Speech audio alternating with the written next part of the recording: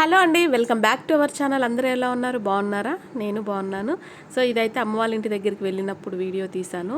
So ఇదైతే నేను ఒక 2 వీక్స్ బ్యాక్ అయితే అమ్మ వాళ్ళ ఇంటికి వెళ్ళి ఉంటుంది.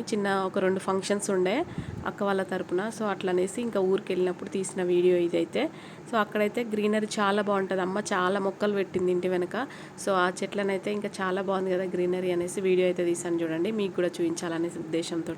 ఇది వచ్చేసి వామాకు. ఈ వామాకు అయితే హెల్త్కి అయితే చాలా మంచిదట. కిడ్నీలో స్టోన్స్ ఉన్న వాళ్ళు ఉంటారు కదా, ఈ ఆకునైతే డైలీ ఒకటి పరిగడుపున తినడం వల్ల స్టోన్స్ అనేవి కరిగిపోతాయి అయితే అమ్మ అయితే చెప్తుంది. సో మీ ఇంట్లో కూడా ఇట్లాంటివి ఏమన్నా ఉంటే తప్పకుండా ట్రై చేయండి. ఎక్కడన్నా మీకు కనిపిస్తే స్టోన్స్ ఉన్న వాళ్ళైతే తప్పకుండా ట్రై చేయండి. సో ఇది వచ్చేసి కనకాంబర చెట్లు. ఇంకా అమ్మ అయితే ఒక 2 ఏమో పెట్టినట్టుంది. ఆ గింజలు అయితే మొత్తం చెట్ల చుట్టూ రాలి స్ప్రెడ్ అయ్యి ఇంకా చాలా అయినాయి అన్నమాట. చాలా పూలు అయితే పూస్తాయి కనకాంబర పూలు. నెక్స్ట్ ఇంకోటి ఏంటంటే ఇక్కడ గ్రీన్ కలర్ది కూడా కనిపిస్తుంది చూడండి మనకి.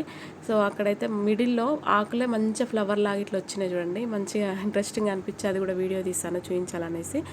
నెక్స్ట్ చూసారు కదా, ఇక్కడ చెట్లు అయితే అమ్మ అన్నీ అంటే మిక్స్డ్ అయిపోయినాయి అనమాట. అన్ని చెట్లు ఇట్లా గుబురుగా వచ్చేసినాయి. అండ్ ఇందులోనే పుదీనా కూడా చూసారు కదా ఎంత బాగుందో, ఫ్రెష్గా వచ్చేసింది పుదీనా అయితే. ఇంకా నేను అట్లా చెట్లు చూస్తూ ఉండగా అమ్మ అయితే పుదీనా రైస్ అయితే చేయమన్నది. నా దగ్గరికి వచ్చినప్పుడు 1-2 సార్లు నేను పుదీనా రైస్ అయితే చేసిన. అమ్మకైతే ఇంకా అది బాగా నచ్చింది. పుదీనా రైస్ ఫేవరెట్ అయిపోయింది. ఇంకా అమ్మ అయితే పుదీనా రైస్ చేయమన్నది కదా అనేసి ఇంకా నేనైతే తెంపుతున్నాను ఆకుల్ని. ఒక బౌల్ తీసుకొచ్చి అన్ని ఆకులను అయితే తెంపేసినాను. సో మొత్తానికైతే ఫైనల్గా ఆకులన్నీ మనకి ఎన్ని వచ్చాయంటే చూసారు కదా, ఇక ఇంత క్వాంటిటీలో అయితే వచ్చినాయి మనకి ఆకులు. దీనికి కొంచెం తక్కువ మిరపకాయలు అయితే యాడ్ చేసుకొని కొంచెం బరకగా సాల్ట్ ఫ్రెష్గా కడుక్కొని సాల్ట్ వేసుకొని బరకగా అయితే దంచుకోవాలి రోట్లో పచ్చిమిర్చి వేసుకొని.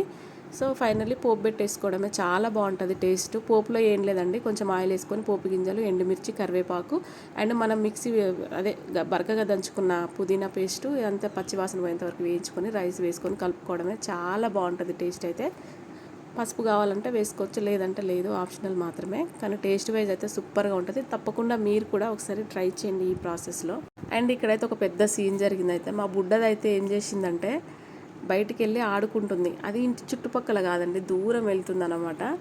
ఇంకా అట్లనేసి వాళ్ళ అమ్మ తీసుకొచ్చి అయితే ఇక్కడ చున్నితోనైతే ఏదో నార్మల్గా అట్లా కట్టింది. కడితే చాలా ఏడ్చింది అనమాట. ఎక్కిలో వచ్చేటట్టు ఏడ్చేసరికి వాళ్ళ అమ్మ అయితే ఇప్పేసింది.